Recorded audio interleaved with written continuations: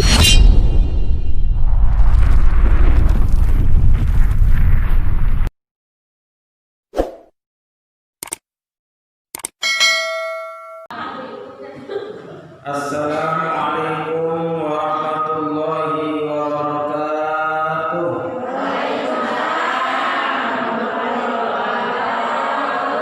Bismillahirrahmanirrahim. Alhamdulillahilladzi awjaba 'alaina ta'lima ahlina dinal Islam. Wassalatu wassalamu ala asyrafil anam wa ala alihi wa sahbihi 'ala dawam.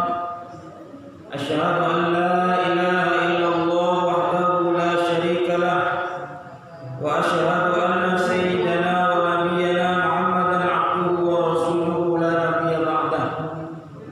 Allahumma shalli wa sallim wa barik 'ala man fihi uswatun hasanah sayyidina wa habibina wa syafi'ina wa maulana Muhammadin sahibis syafa'ah wa ala alihi wa ahli baitihi wa ashabihi wa man tabi'a rushdah. Amma ba'du, qalu subhanaka la ilma lana illa ma 'allamtana innaka antal alimul hakim.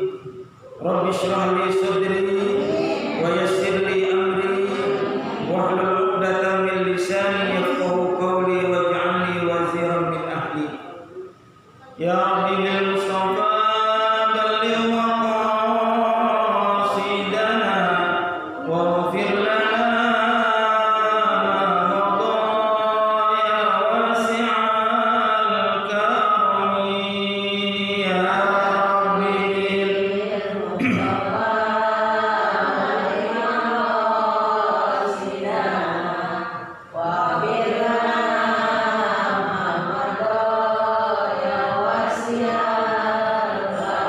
Muhammadun sayyidul kaunaini wathaqalaini wal fariqaini min 'urbin wa min 'ajami.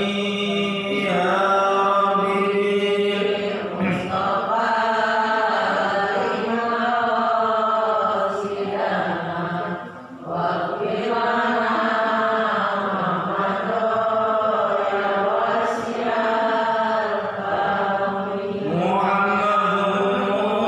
sayyidul kaunaini wathaqalaini wal fariqaini min 'urbin wa min 'ajami. Ya Rabbi bil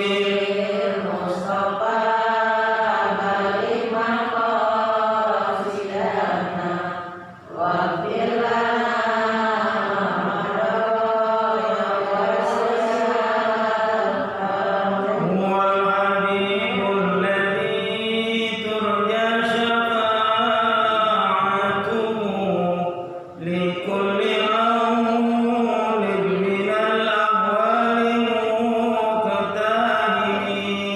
Ya Rabbi bil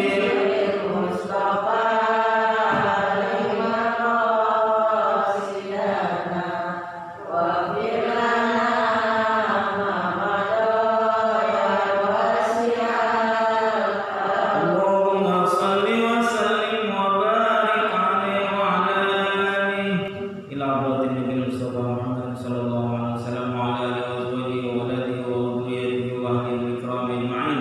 Summa ila arwahi jami'i abaina wa ummahatina wa ustadina wa ustadina wa mu'allimina wa masyayikhina wa masyayikhina wa walidina wa walidati ajdadina wa 'amamina wa 'amami 'amamina wa khawalina wa khawalati khawalina wa ikhwanina wa akhwatina minal muslimin wal muslimat wal mu'minin wal mu'minat min masyariqil ardi ila magharibiha barriha wa yaminiha wa shimaliha wa min qabilina wa qabil min ladun adam ila yaumil qiyamah, khususan ila ruhihi hayyin sallallahu alaihi jalali wa ila ruhi munajat siti rabbitul alawiyah binti al-husain al-muqtar wa ila arwahi jami'i amwatil muslimin wal muslimat wal mu'minin wal mu'minat min ahli al-qubur li jami'ina fi hadhihi al-majlis fi hadhihi as-sa'ah syai'un lillahi wa lahum. Al-Fatihah. A'udzu billahi minasyaitonir rajim. Bismillahirrahmanirrahim. Alhamdulillahi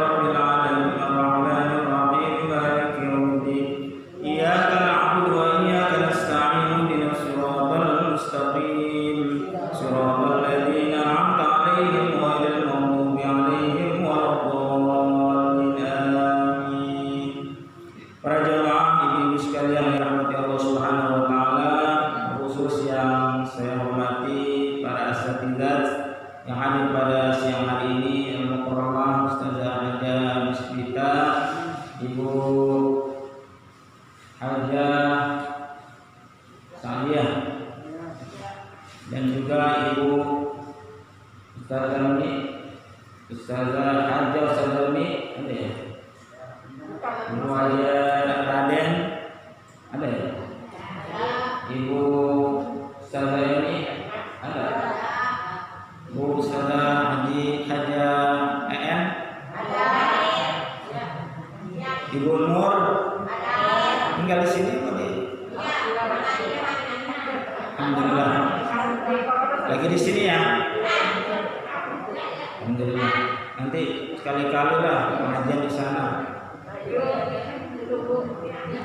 Bu, ibu sekalian yang dirahmati Allah Subhanahu wa taala. Alhamdulillah pada siang hari ini kita kembali dapat bersilaturahim, bermuajahah, bertatap muka dalam rangka taklim setiap hari Senin. Mudah-mudahan langkah kaki kita ke tempat ini tercatat sebagai amal ibadah yang diterima di sisi Allah Subhanahu wa taala. Dan mudah-mudahan semua amal ibadah kita itu diterima oleh Allah Subhanahu wa taala dan menjadi bekal kita nanti menghadap Allah Subhanahu wa taala dengan membawa bekal amal ibadah, amal kebaikan, amal soleh. Di antaranya adalah amal ibadah, amal soleh itu di antaranya adalah menuntut ilmu atau duduknya di majelis ilmu, duduknya di majelis taklim itu adalah termasuk amal ibadah, amal soleh. Kita sebentar lagi 10 hari lagi ya. Mau masuk apa? Idul Adha. Apa sih Idul Adha? Id itu artinya apa? Ya, perayaan. Ya, Idul Adha artinya hari raya kurban. Adha itu artinya pengorbanan atau penyembelihan, pemotongan, itu namanya Adha. Ya. Nah, hari raya kurban ini ya terkait erat dengan sejarah tentunya. Sejarahnya siapa? Sejarahnya keluarga Nabi Allah Ibrahim alaihis salam. Nabi Allah Ibrahim alaihis salam itu adalah tipologi mukmin sejati yang selalu menempatkan kecintaannya kepada Allah di atas segala-galanya. Di masa mudanya aja Nabi Ibrahim sudah diuji oleh Allah. Ya, ketika apa? Melihat ayahnya Azar membuat patung kemudian disembah, ya, berhala disembah. Pada saat itu Nabi Ibrahim apa? Bawa kampak menghancurkan berhala-berhala yang ada di tempat yang memang sudah disediakan oleh raja pada saat itu, Raja Namrud, untuk disembah oleh raja dan seluruh rakyatnya. Dihancurin. Cuman yang disisain satu yang agak gedean disisain. Lalu kampaknya dikalungin tuh di berhala yang paling besar atau patung yang paling besar. Melihat kejadian itu, ya, pengawal raja lapor bahwa terjadi pengrusakan terhadap berhala, dan isunya yang menjadi apa? Tersangka terduga pada saat itu adalah Ibrahim belum jadi nabi. Akhirnya dipanggil di hadapan raja, ditanya, apakah kamu yang memecahkan atau menghancurkan berhala ini? Nabi Ibrahim apa? Menyanggah. Ya, kenapa Anda menuduh saya? Bukankah Anda melihat bahwa kampak ada pada berhala yang besar itu. Oh, kamu udah gila, Ibrahim. Gila kamu, sinting kamu, udah nggak waras. Mana mungkin batu patung bisa menghancurkan berhala-berhala yang ada di sini. Kata Ibrahim, yang sinting, yang gila gua apa lu? Ya. Ya. Kalau tuan-tuan itu percaya bahwa berhala itu, patung itu tidak mampu mendatangkan manfaat, tidak mampu mendatangkan mudarat, ya, menghancurkan berhala-berhala di sini, tidak punya kemampuan apa-apa, kenapa disembah? Berarti yang gila, yang sinting siapa? Yang nyembah. Ya, sebenarnya malu anak muda, anak kecil bisa bicara seperti itu. Raja sebenarnya sih ngerti itu, cuman kan nggak mungkin membenarkan ucapan Ibrahim. Lalu diapain tuh? Ditangkap, kemudian dihukum, yaitu dengan dibakar di sebuah lapangan terbuka. Dikumpulkan kayu bakar, Nabi Ibrahim dibakar hidup sampai kepada api yang terakhir. Ternyata Nabi Ibrahim tidak mati dan tidak terbakar sedikit pun. Jangankan kulitnya, badannya, baju yang dikenakannya pun tidak terbakar. Kenapa? Karena Allah punya kuasa. Api itu kan sifatnya membakar. Api itu sifatnya panas dan membakar apa yang ada di sekitarnya. Tapi kalau Allah berkehendak, api itu tidak panas, malah justru dingin. Dengan ayat yang sudah sering kita dengar, ya naru kuni bardan wassalaman ala Ibrahim. Hai api, dinginlah engkau dan selamatkan Ibrahim. Dingin, udah kayak di kulkas. Nah, makanya ayat ini ibu-ibu yang sering masak di dapur amalin. Ibu kan bersinggungan dengan air. Maksudnya buat badan sendiri, jangan buat air. Ntar merebus nggak bolak-bolak, masak nasi nggak matang-matang. Ya, buat diri sendiri maksudnya, biar nggak kebakaran, biar tidak terbakar. Ya, ataupun kalau kena nggak panas. Kalau mau kena api, kena air panas, kemudian nggak apa-apa, baca ya naru kuni bardan wassalaman ala EM. Baca, sebutin namanya masing-masing. Air lagi masak, lagi membola, ibu buka tutupnya, masukin tangan ibu ke dalam. Gak usah lama-lama, 5 detik aja. Angkat, insya Allah. Insya Allah. Ya, insya Allah putih tangannya bu. Ya. Yang baca siapa yang baca? Kan tergantung yang baca.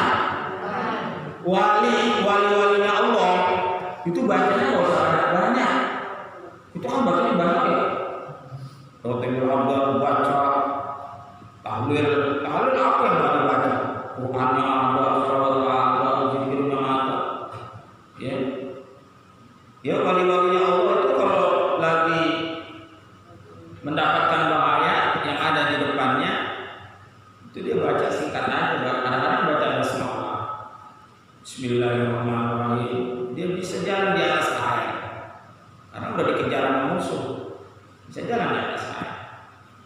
Coba kita lagi dikejar sama begal, ketemu empang bu depannya, baca ibu Bismillahirrahmanirrahim. Kalau kurang baca ayat kursi, kalau kurang 1 tambah 3. Kalau masih kurang lagi baca lagi surat yang lainnya, keburu dipentung ya. Iya. Mau dibaca sampai berbusa, lalu kita jalan di atas air, insya Allah tenggelam bu, tenggelam. Yang baca siapa? Kan? Ya. Nah, Nabi Ibrahim itu diuji oleh Allah, diuji oleh Allah Subhanahu Wa Taala untuk mengorbankan putranya Nabi Allah Ismail alaihis. Sejarahnya itu bisa kita lihat di dalam kitab Mishkatul Anwar. Di dalam kitab Mishkatul Anwar itu diceritakan bahwa Nabi Allah Ibrahim alaihissalam itu adalah orang atau peternak hewan yang sukses. Jadi Nabi Ibrahim itu orang kaya bu, orang kaya karena ternaknya binatang ternaknya banyak. Kalau dalam riwayat Nabi Ibrahim itu mempunyai 1000 ekor kambing. Dikit apa banyak? 1000 loh. Dikit apa banyak? 1000 loh. Itu kalau satu kambingnya aja harga katakanlah 3 juta. 3 juta tinggi bu, kecil. Yang mantap tuh 6 juta sampai 7 juta tuh yang namanya kambing. Kalau berkurban, itu baru gagah. 3,5, 4 juta yang udah mulai gedean kita. Kalau 3 mah, kecil. Ya, taruh rata-rata segitu dah 3 juta kali 1000. Ibu-ibu kan pintar tuh sekolah kali duit. Berapa kira-kira? Bu? Hah? 3 miliar, 3M. Ibu pernah melihat duit 3M? Jangan bu, jangan. Takut ibu pingsan. Kalau 3M berapa? So, saya belum pernah bu melihat duit 3M, belum pernah. Kalau 300 juta pernah. Kalau 3M belum. Ngelihatnya aja belum, apalagi bu.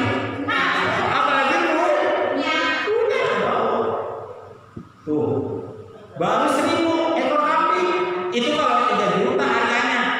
Masa iya kambingnya Nabi Ibrahim kecil-kecil? Ya udahlah, sama temen udah segitu aja dulu. Terus apa? 300 ekor sapi. 300 ekor sapi. Harga sapi berapa? Kalau yang mantap sekarang ya antara lihat 20 ke atas lah. Kalau 20 ke bawah kecil, nggak begitu gede. Tapi kalau 20, 21, 22, 23, apalagi sampai 25 itu puas dah. Pokoknya ngeliatnya puas. Bahenol, ya mantep tuh dagingnya, badannya. Taruh 20 juta dah. Rata-rata 20 kali 10 berapa M bu? 3 berapa? 6 miliar. Betul. 2 kali 3 6 berarti 6 miliar. Udah berapa tuh? 3 tambah 6 berarti berapa? Udah 9. Ini ngitungin apa sih Pak Ustaz? Ya. Ini maksudnya biar kita tahu dulu dah kekayaan Nabi Ibrahim.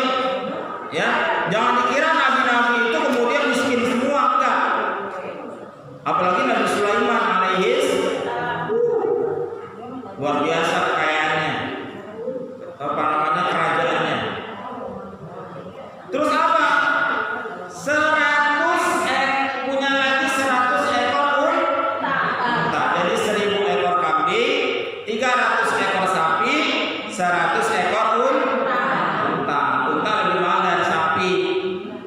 Ya, taruhlah 25 30. Ya. Kalau 100 udah 3 miliar. 9 tambah 3 12 miliar. Kita punya nggak 12 miliar? Masih kalah berarti sama Nabi Ibrahim. Terus apa? Ada yang nanya, ada yang ngomong ke Nabi Ibrahim, wahai Ibrahim, kekayaan ternakmu yang begitu banyak ini sebenarnya punya siapa? Kata Nabi Ibrahim, kekayaan ternak yang aku miliki sekarang ini adalah milik Allah.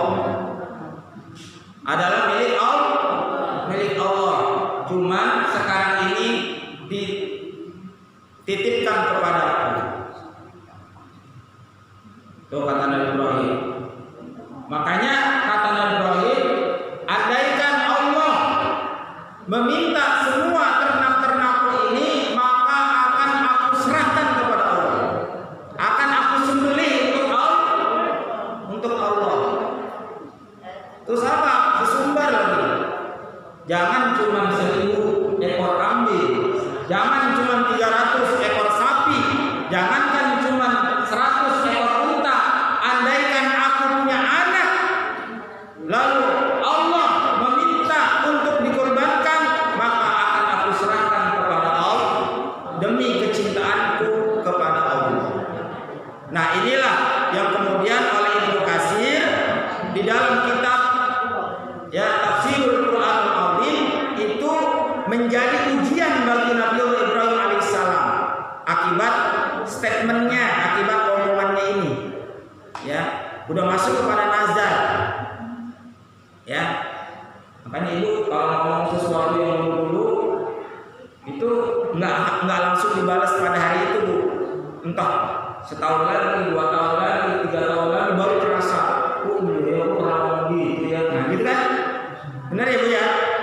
Iya, diuji nih Nabi Ibrahim. Akhirnya diuji sama Allah ketika sudah punya anak Nabi Ismail. Nabi Ismail kalau sudah usianya 7 tahun, ada yang dalam riwayat 9 tahun, ada yang 13 tahun. Yang jelas Nabi Ismail alaihissalam itu sedang lincah-lincahnya, sudah pintarnya, bantu orang tuanya ngurusin ternak, ngasih makan, mencari kayu bakar, dan juga parasnya tampan, ganteng, kulitnya bersih. Tentu saja orang tua yang punya anak seperti itu berbakti kepada kedua orang tuanya pasti akan apa? Senang apa enggak? Senang luar biasa. Apalagi udah lama punya anak. Nah, pada saat itulah kemudian Nabi Ibrahim diingatkan sama Allah melalui apa? Melalui mimpi. Melalui mimpi Nabi Ibrahim. Mimpinya sampai 3 kali. Setelah mimpi baru Nabi Ibrahim menyampaikan kepada anaknya. Apa? Diabadikan dalam Al-Qur'an, dan di dalam Al-Qur'an, ya bunayya inni ara fil manam anni adbauka fanzur madza tara. Nabi Ibrahim berkata kepada Nabi Ismail alaihissalam, ya bunayya, hai anakku, aku semalam bermimpi menyembelihmu. Lalu bagaimana pendapatmu? Tuh, nanya dulu Nabi Ibrahim pendapatnya Nabi Ismail. Nggak mentang-mentang orang kaya, gue disuruh nyembelih, harus mau. Ya, ini perintah dari Allah. Enggak, tapi minta pendapat Nabi Ismail alaihissalam. Qala ya bunayya inni ara fil manam anni adbauka fanzur madza tara. Bagaimana pendapatmu wahai Ismail? Mimpi ayahnya ini. Apa jawaban Nabi Ismail alaihissalam?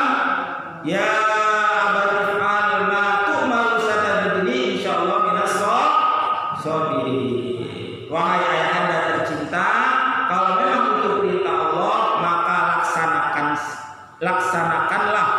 Maka insyaallah kelak ayah akan mendapatkan aku termasuk ke dalam golongan orang-orang yang sabar. Udah dijawab seperti itu, Nabi Ibrahim lega. Kenapa kok Nabi Ismail bisa jawab seperti itu? Karena Nabi Ismail anak yang soleh. Karena Nabi Ibrahim selalu berdoa, Rabbi habli minas sholihin. Gak minta yang kaya, minta yang pinter, enggak. Minta Rabbi habli minas sholihin. Anak yang soleh jawabnya kayak gitu. Coba kalau nggak soleh. Semalam gua mimpi diperintah membeli lu Dul, namanya Abdullah saya. Iya.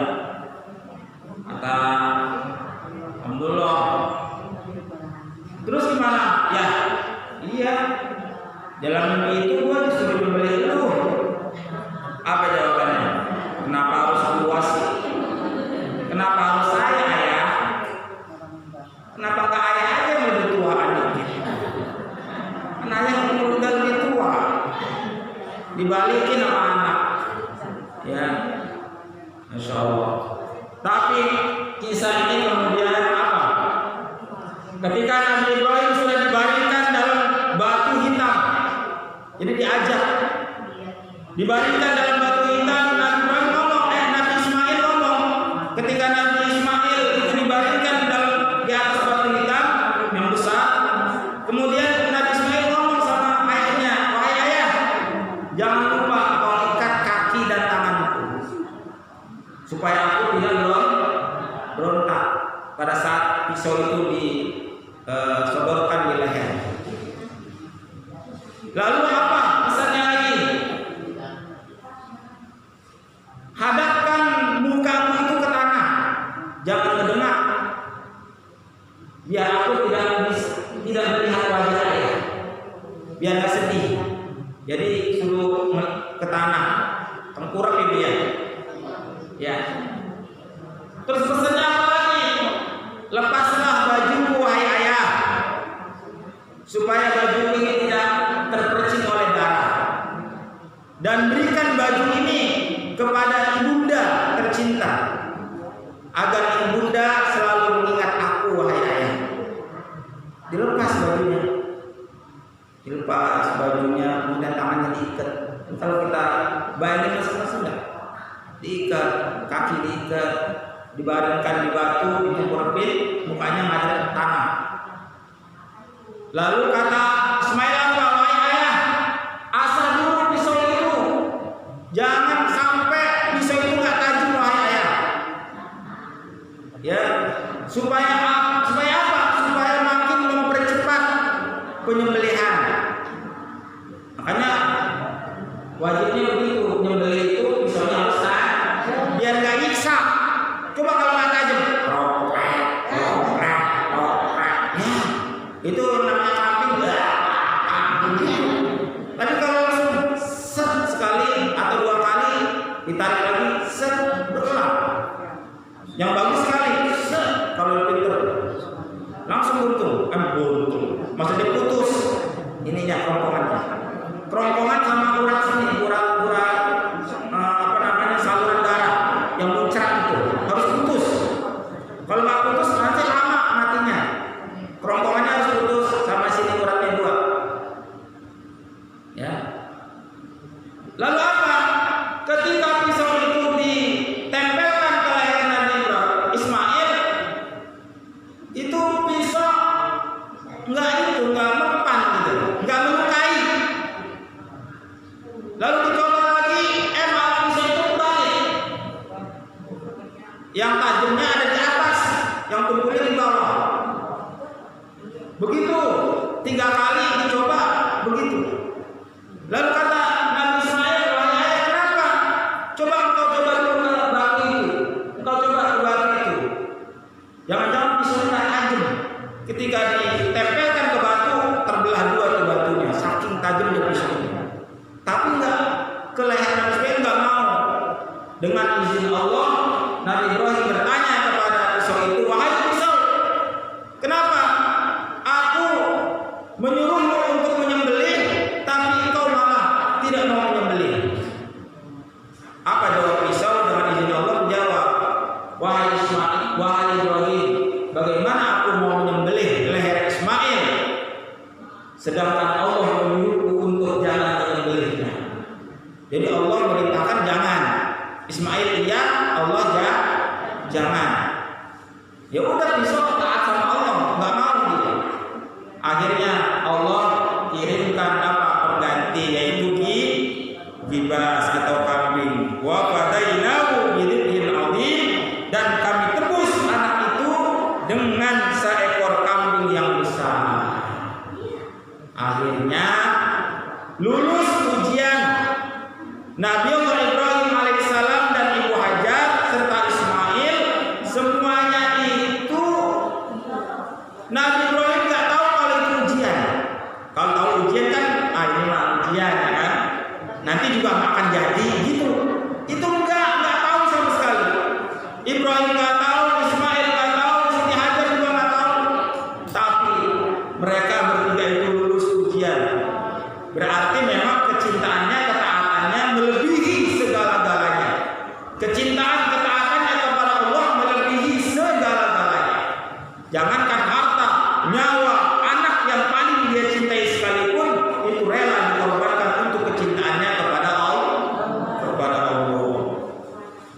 diganti sama kambing. Nah, itulah malaikat yang ada di langit, yang ada di atas melihat kejadian itu kemudian bertakbir.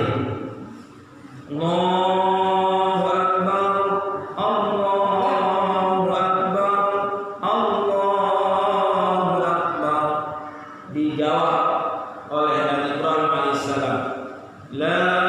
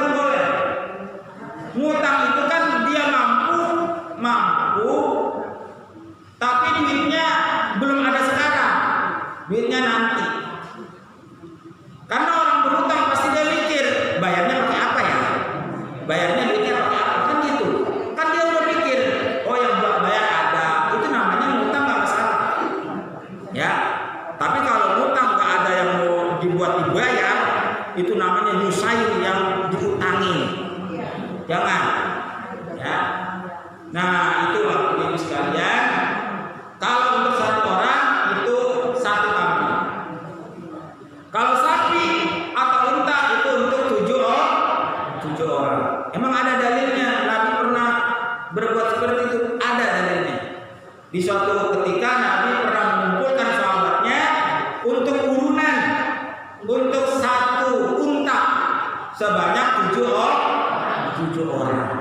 Jadi nggak ada masalah. Ya. Baik mana? Kambing sama sapi, dua-duanya baik. Ya, kalau kambing buat 1 orang, kalau sapi buat 7 orang. Cuman kadang-kadang kita kalau menerima daging kurban suka nanya, ini kambing apa sapi? Mending kalau nanya gitu. Ada, Assalamualaikum. Lah, kenapa? Ini Bu nganter daging sapi atau kambing? Saya orang Bu. Suwe sapi atau kambing? Ya. Kalau sapi agak ada lamaan dikit. Ya, agak lamaan ditaruh, disimpan. Boleh nggak? Boleh. Sampai berapa waktu yang lama juga nggak masalah. Yang penting dia udah punya jadi. Yang kurban boleh nggak? Sunnah malah. Yang kurban sunnah makan daging kurbannya. Yang penting kurbannya bukan kurban nazar. Bukan nazar ya kurbannya, kurban biasa. Kalau nazar enggak. Tapi kalau kurban biasa boleh sampai seberapa? Boleh kok semuanya. Lu potong aja sendiri. Kalau mau semuanya. Oh, daging itu ya yang paha belakang 2. Sama ini yang paru ya. Ini orang mau kurban apa lu nyuruh? Ya. Nah, boleh. Yang boleh apa? Sepertiganya. Sepertiganya. Maksimal yang kurban itu boleh dapat sepertiganya. Kenapa di sini saya buat 10 kantong?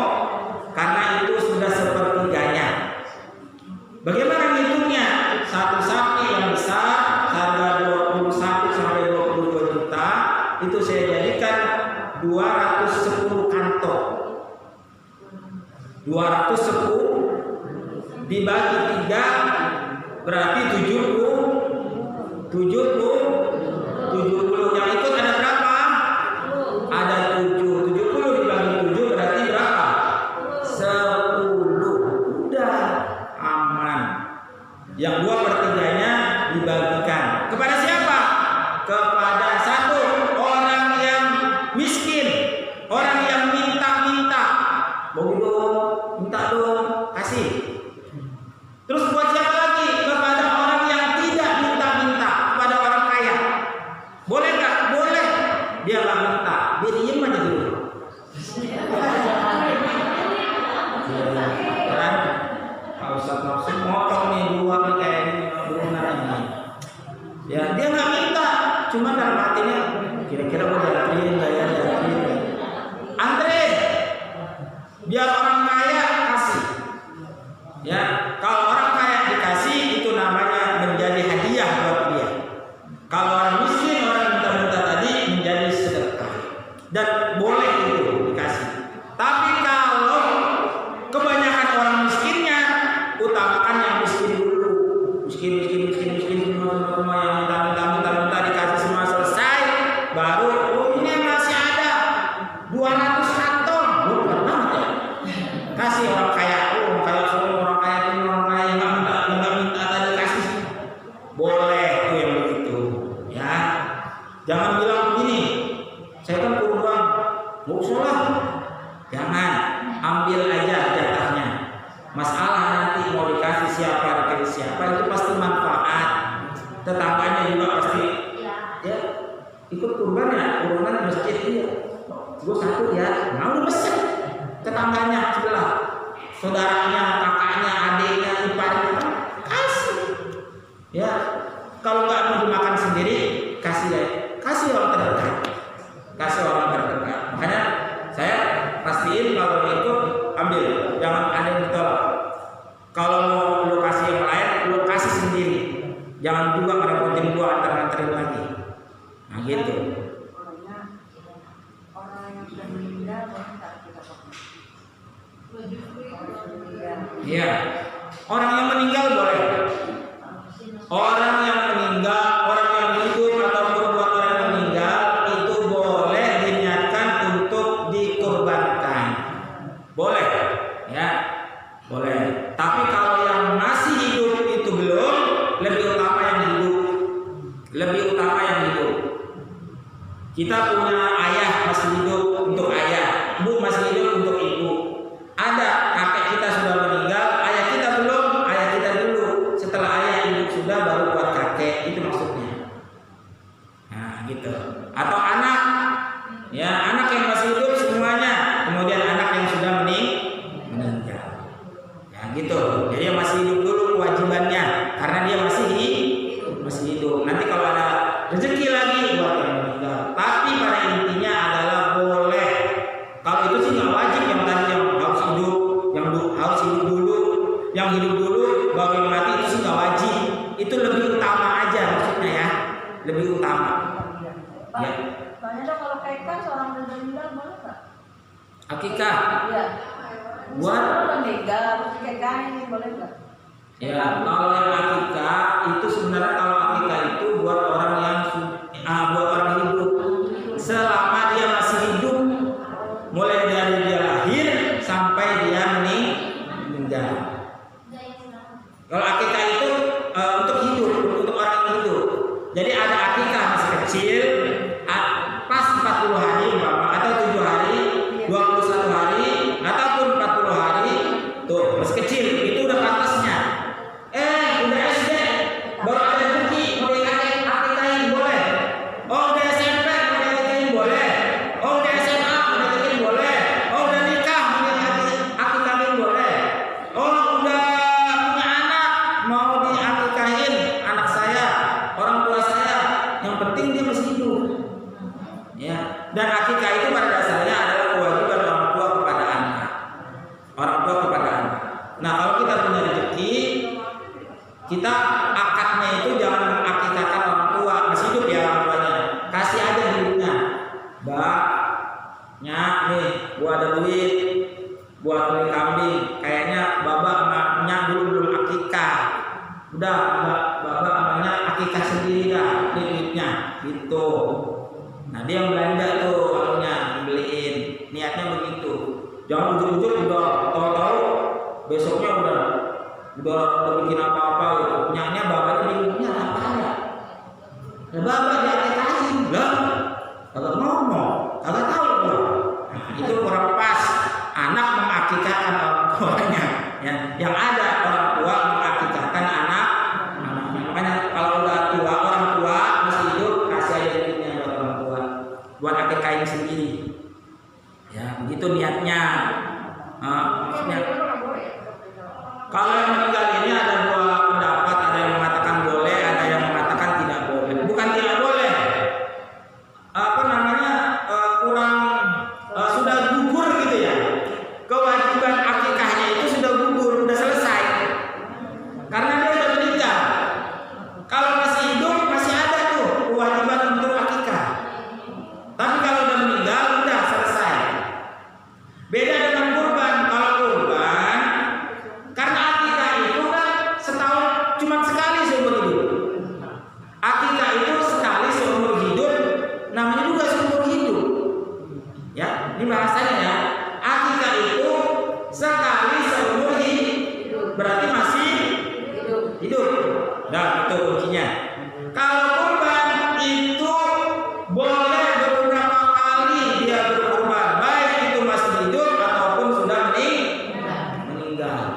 Makanya ada orang kurban itu satu keluarga atau satu orang bisa dia kurban satu sapi untuk satu orang karena dia mampu. Anaknya satu sapi, istrinya satu sapi, mertuanya satu sapi, orang tuanya satu sapi. Kan udah 7. Ya nggak apa-apa orang dia maunya begitu, dia mampu. Nggak apa-apa. Nggak apa-apa. Satu orang satu sapi nggak apa-apa. Kalau orang kaya, orang berduit, yang penting di keluarganya itu, nih gini, tuh, semuanya dia berkorban semuanya. Punya ayahnya udah, ibunya udah, anaknya udah gitu. Terus kurban satu sapi buat diri saya. Umpama nih saya udah, anak saya, istri udah saya kurbanin semua, udah pernah lah. Terus saya suatu waktu dapat rezeki, saya mau kurban satu sapi buat diri saya sendiri. Boleh. Ya, boleh. Besoknya tahun depannya untuk istri 1 sapi aja. Udah. Besoknya tahun depan lagi anak 1 sapi. Enggak apa-apa. Ya. Jadi kewajiban kurban itu minimal maksimalnya tidak terbatas beberapa Nabi Ibrahim. Ya, luar biasa itu. Semuanya mau disembelih 1000 ekor kambing, 300 ekor sapi, 100 ekor unta. Ya, jadi seperti itu. Maaf Ustaz, kalau saya ke kota itu bagaimana Pak cara-caranya? Kalau saya kamu berangkat jauh, yang ada unsur umpama ya, menasari saya jauh dia, dari mesti supaya bagaimana caranya? Bukan di rumah lagi, bahkan pakai kemana? Itu yang di mana? Di mana di rumah mana? Ya, kasih. Miskan anak ini sudah jauh. Sudah jauh. Tapi belum sekali dari kecil. Iya. Adiknya kakaknya sudah sama, tadinya juga. Iya, masalah tempat akikah di mana saja boleh. Dia kirim dulu Pak, misalnya si Keka lah, misalnya ada kampung itu. Boleh di mana aja di sini. Boleh. Biar nggak di rumah kasih adik mati. Boleh. Akikah itu Bu, kalau kurban sama akikah beda. Kalau kurban dagingnya dikasih mentahnya, kalau akikah dagingnya dimasak dikasih matangnya. Jadi Ustadz ngasih ke masjid mau dikirim ke masjid, kirim yang sudah matang. Kalau dia akikah, gitu ya Bu, kirim yang sudah matang. Kalau umpama di masjid mau ada acara maulid atau isra, ibu mau nitip akikah, kan mau dimasak tuh, boleh. Itu kan nanti dimasak juga, dikirim kambingnya.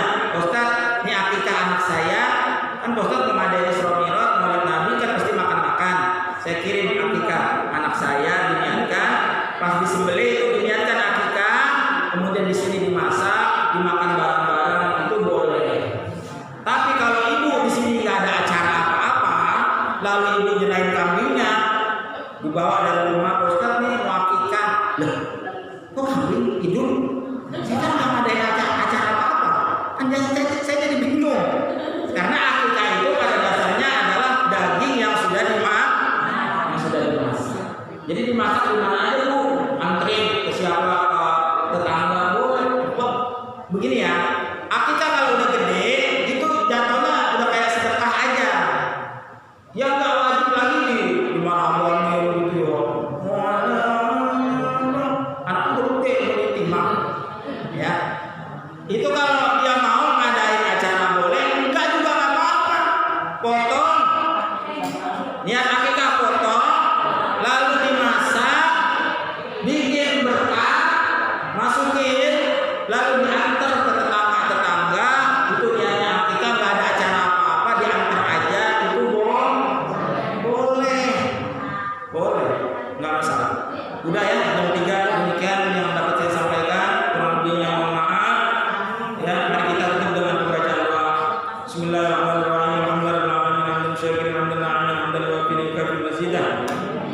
Ya Rabbana lakal hamdu wa lakal syukru kama yanbaghi li jalali karim wa 'azimi sultanika. Allahumma shalli ala sayyidina Muhammadin salatan tunjina biha jami'al ahwali wal afat. Taghfir lana ya Allah bi jami'il hajat, taghfir lana ya Allah bi jami'il hajat, taghfir lana ya Allah bi jami'il hajat.